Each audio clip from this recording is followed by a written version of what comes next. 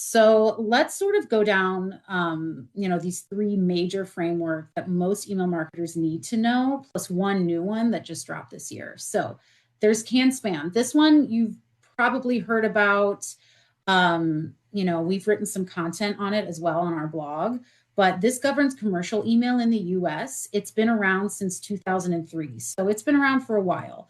And it sets the baseline rules for subject lines, sender info, physical addresses, and unsubscribes. And don't worry, I'm going to dive into these a little bit more specifically. I'm just sort of addressing these four laws right now. And then the GDPR is the EU's comprehensive privacy law and is widely considered the most demanding standard globally. It applies to anyone emailing EU residents, regardless of where your business is based. So if you have a business in the US, but you do have people you are emailing in the EU, you have to abide by this law.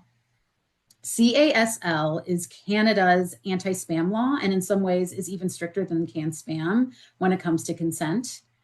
And then there's CNIL, France's Data Protection Authority, which just issued a landmark new directive in April of this year that we'll cover in detail. We'll cover that in detail in just a moment. But the key point here is your list includes international subscribers.